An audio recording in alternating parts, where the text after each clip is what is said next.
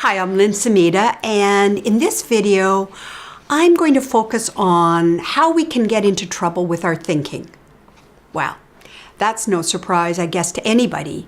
We all know that our thoughts can get us into trouble. Our thoughts can keep us up at night, going round and round and round. But I want to look at something a little deeper.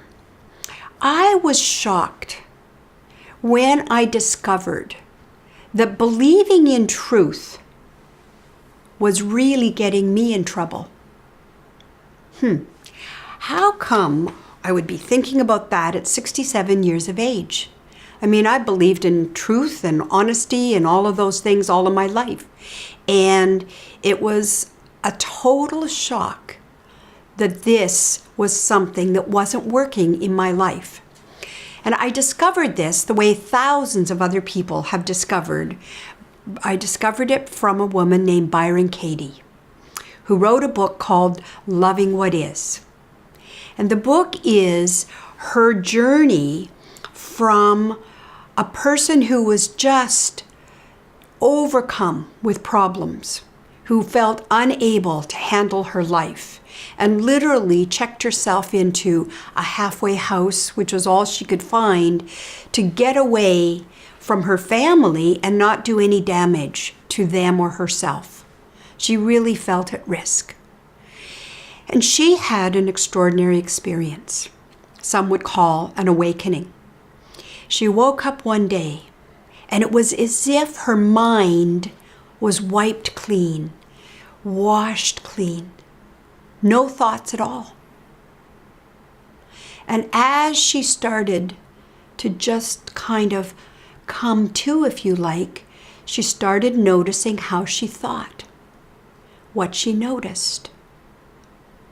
And she made the remarkable discovery that all misery is related to how we think.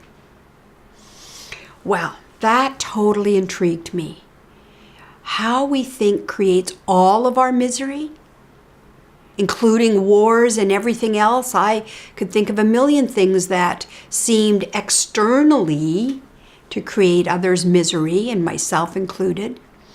So I promptly enrolled in a workshop because I wanted to hear more. And I felt this woman really had uncovered something deeply important and profound. And so I attended a 3-day workshop with her. And out of that workshop, she said one thing that was so astonishing and shocking, I literally could not make sense of it.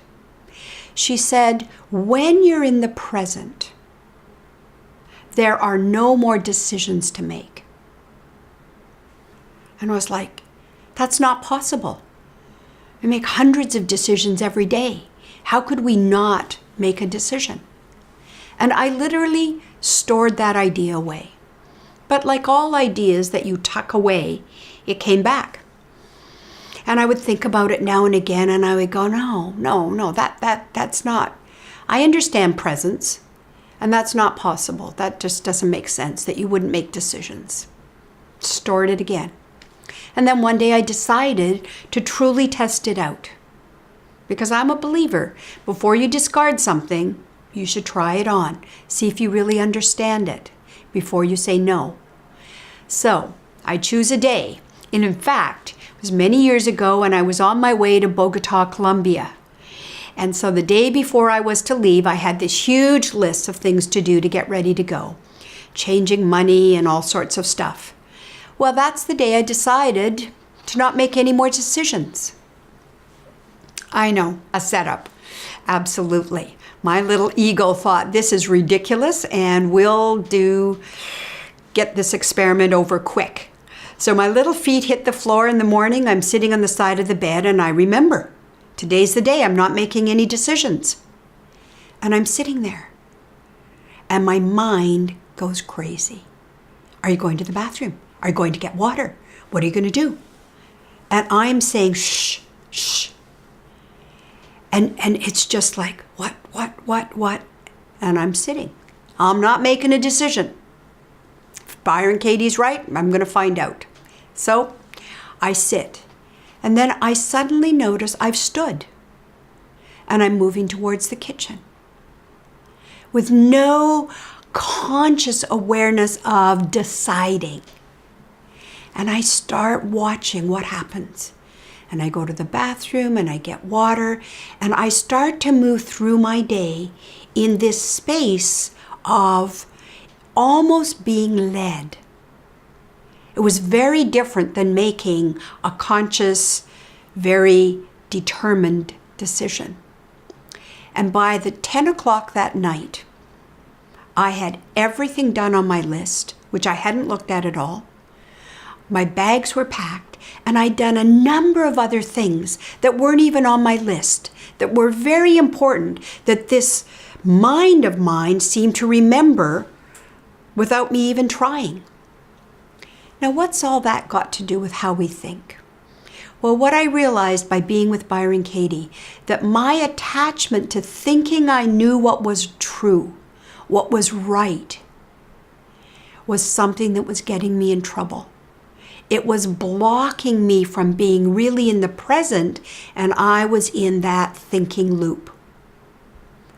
So one of the things I encourage you to do is to consider, do you have some thoughts that are getting in the way, that are hurting you? A thought that's really disturbing your well-being, your peace of mind, or getting in the way of your relationships? You might want to check out, how can you examine your thinking? Because I believed my thoughts. I mean, sometimes I knew they were crazy, but overall, I believed my thinking. And I have come to now question, is it true? Is my thought actually true? Is it absolutely true? And I've realized that many, many, many things I've thought were true are not absolutely true. And that's opened me up to feeling differently, thinking differently, and being more creative. And so that's the connection to wellness. In wellness, I discovered people are trapped in their in illness, people are trapped in their thinking. They have fears, they get trapped in loops, they get trapped in worries, they're in the future before they've even dealt with the present. And so the capacity to inquire into our thinking is brilliant and is really, in my opinion, the key to peace and well-being. So I've just been talking about Byron Katie's work. She calls it the inquiry process. If you're interested, you can check the website because she's got materials on there that you can download, and they have a helpline if you want help exploring your thinking and how to shift it. But I want to mention two other books that really caught my attention because, again, they challenged my thinking. And one is called The Joy of Missing Out by Christina Crooker. Well, in my life, I was called Little Me Too. I didn't want to miss anything. So The Joy of Missing Out was really a fascinating title. And of course, it's about how we deal with the challenges of our busy lives and how we really need to get comfortable with this idea of missing out.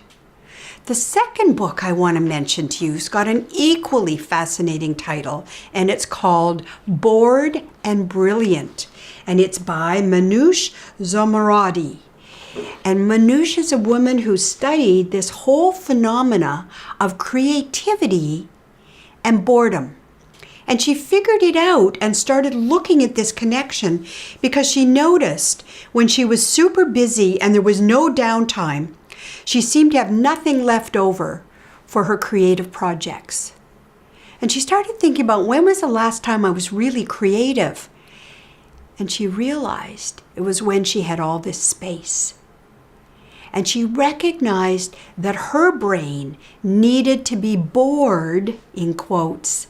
It needed downtime, neutral time, doodle time, to be able to replenish and to absorb and to process. And so for parents, that's probably a shocking idea. Boredom, I was totally opposed to it. And now today, I'm thinking, okay, I need to make sure I get some boredom breaks. All right, 2 books that I can recommend for you. And In this next video, I'm going to talk about the last piece I want to present, which is who's doing the thinking. If we look at how we think, what we think, and who's doing the thinking, we come full circle. All right.